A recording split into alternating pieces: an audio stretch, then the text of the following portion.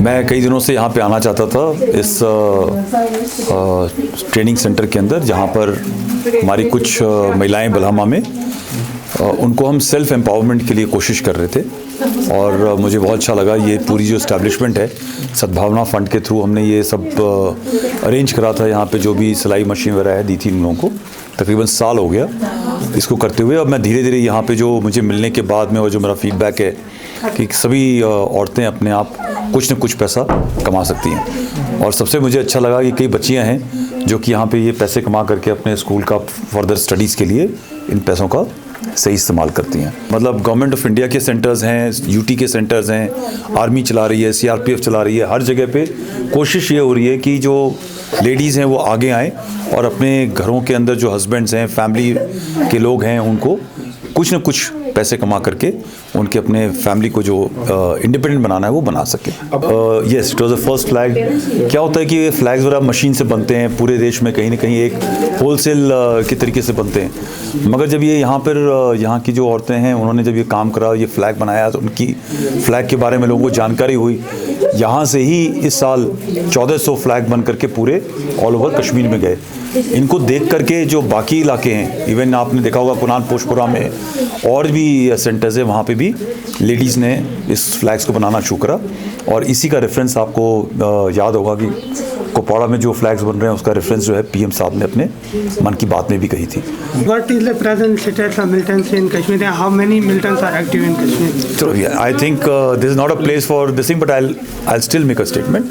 For once, जब मैं एक साल पहले आया था तो कई मीडिया वालों ने मुझे ये बोला कि हर साल में आप लोग बोलते हैं कि 300 टेररिस्ट हैं और अगले साल में जब रिपोर्ट होती है तो 300 बताया जाता है। आज की तारीख में आपको मालूम होगा कि जो टेररिस्ट हैं 150 के आसपास, 165 से लेके 150 के बीच में टेररिस्ट हैं, जिसमें तकरीबन आधी संख्या कोई फॉरेन टेररिस्ट की है या पाकिस्तानी टेररिस्ट की है या लोकल टेररिस्ट की है।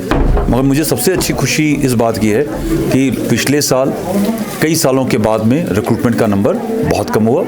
इस साल जो अभी ट्रेंड चल रही है, रिक्रूटमेंट बहुत कम हो रहा है। और सबसे अच्छी बात यह है कि जो हर एक ये जो हाइब्रिड टेररिस्ट की किलिंग करते हैं लोग, उसके बाद जो कश्मीरी लोग हैं वो उसके खिलाफ में आवाज़ उठाते हैं। ये जो चीज़ें पहले नहीं चल रही थी ये अब स्टार्ट हो चुकी है। मुझे यकीन है कि जब पूरा यूथ और कश्मीरी आवाम और ख़ास तौर से औरतें इस गोली मारने के सिस्टम के अंदर के बरखिलाफ़ हो जाएंगी तो पूरे इस कश्मीर के अंदर अमन चैन और शांति हो जाएगी।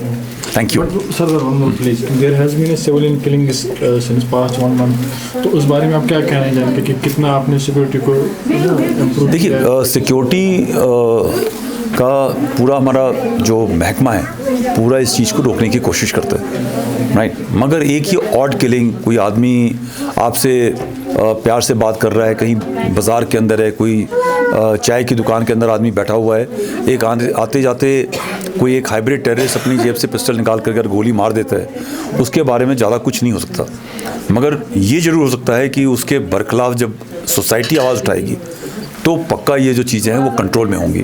मगर आपको ये भी पता होना चाहिए कि जितने लोगों ने ये जो शूटिंग्स करी हैं तकरीबन 90% लोगों को न्यूट्रलाइज कर दिया गया है। तो जो इंटेलिजेंस का जो सिस्टम है जम्मू कश्मीर पुलिस का काफ़ी अच्छा है। और आज अगर हम नहीं जानते हैं कि ये लड़का टेररिस्ट बनने की रास्ते पे है और ये टेररिस्ट बन गया, मतलब इसने पिस्टल लेकर के किसी की शूटिंग करनी है, मगर जब ये कार्रवाई हो जाती है तो 99% जम्मू कश्मीर पुलिस उस आदमी को न्यूट्रलाइज करने में सफल होती है। उनके लिए मैसेज सिर्फ साफ है, हथियार छोड़ो, थोड़ा सा पार देखो। जहाँ पे मिलिटेंसी लोग चला रहे थे, हमारे देश में चलाने की कोशिश कर रहे थे, वहाँ पे क्या हालात हैं, और उनको समझ के अगर आप चलोगे तो अपने कौम के लिए, कश्मीर के लिए और अपने देश के लिए अच्छा कर सकोगे। हथियार छोड़ो, एक नॉर्मल सोसाइटी के अंदर एक अच्छे आदमी की, इंसान की तरह एक सिटीज़न बन के जीने की कोशिश करो। Thank you.